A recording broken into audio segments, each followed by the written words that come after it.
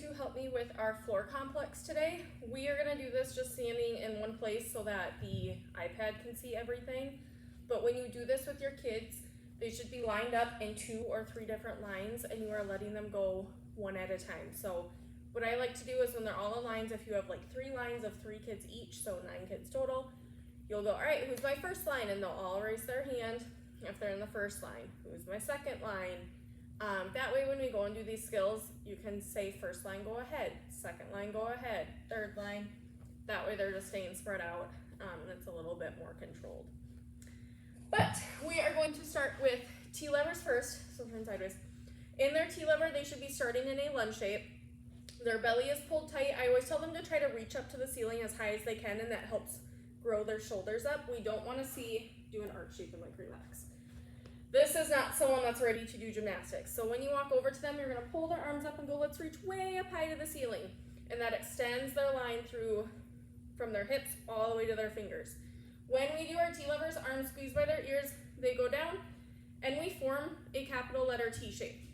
And then they go back up to their lunge. So as they're doing these, they can do them on their own. You should spot every single kid on at least one. So work your way through the lines. As you spot, just do it like I did. I put my arm out, get your lunge shape, do your T-lever. I'll pause them in this just to make sure that their hips are square, so we want their belly facing the floor, their legs are straight and toes are pointed, and then back up.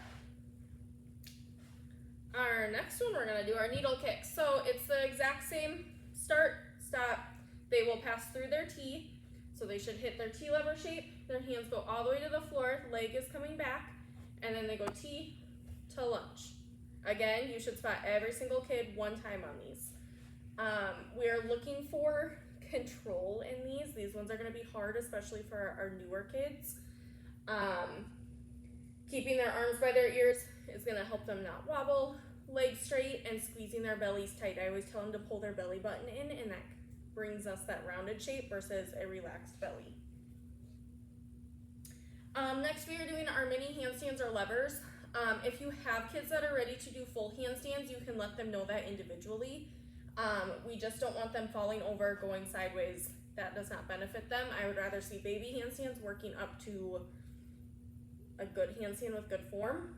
So let's do like a half handstand.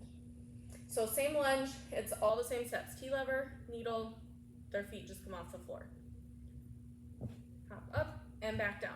That is a baby handstand. As they get comfortable with that, I just let them know to jump that first foot higher and higher in the air, and eventually their feet will touch. You can do like a 3/4. So when we're looking at 3/4 handstands, their legs are gonna touch together. They're just gonna be pointed behind them versus straight up.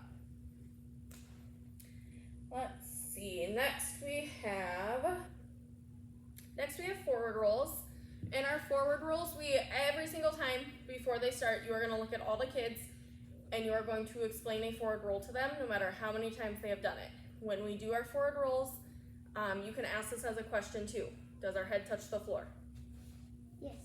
No, our head should not touch the floor. When we roll, and you can grab a kid and show them too, when we roll, we're rolling to the back of our neck, not on the top of our head. So to do that, we have to look at our belly button and tuck our head in, and then they can go. So we're gonna start feet together, hands reach towards their toes, butt goes up in the air, head tucks in, and they roll. So again, if they are sitting on top of their head, that's a sign that you need to go spot them. They are not ready to be doing them on their own. Feel free to let them know to wait till you can get to them if you're already spotting another kid. Next we have straddle rolls.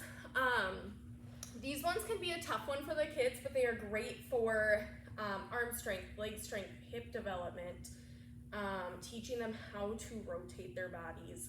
So it's essentially a forward roll, but they start in a straddle shape. Hands go down, they lift for their belly, they roll. When they land in a seated straddle, they're gonna try to roll again. So Harper, I want you to scoot back to like that yellow dot. Yeah, and try to do like 2 or 3 in a row. So I know you can't see Harper right now. You'll see her as she gets closer. You should see her on this one. So she's gonna roll, sit, press, and she's just gonna continuously go instead of stopping and starting again. Our next few, we have kicks. So our front kicks, we're gonna do arms in a high V. So turn and face the camera. So high V is halfway between our ears and airplane. So high V, and hands should be facing backwards. Turn sideways again. When they kick, again, we're looking for a lifted shape. So lifting their shoulders up high, pulling their belly buttons in, and they are only kicking their leg as high as they can with good form. So legs straight, toes pointed. Do like 3 kicks. Good. And again, they're doing these as they walk, so they'll kick each leg. They'll go right leg step, left leg step, all the way down their line. Good. Back kicks are same thing. We want arms out. We are going to walk forward in our back kicks. Back kicks are the ones you are really going to have to watch and fix their form because they can't see their legs. So a lot of times we get bent legs like this. We want to work on an extended leg with knees straight and toes pointed. So I just spot them again, holding them by their belly so they don't fall over, and I fix their form so that they can feel what a straight leg should be. And then our last two we have for complex, we have lawn jumps and bunny hops. Lawn jumps, we are starting with arms by our sides. Down, every time they jump, their arms swing up to their ears. Legs stay together. They jump as far as they can. They land, swing their arms, jump again.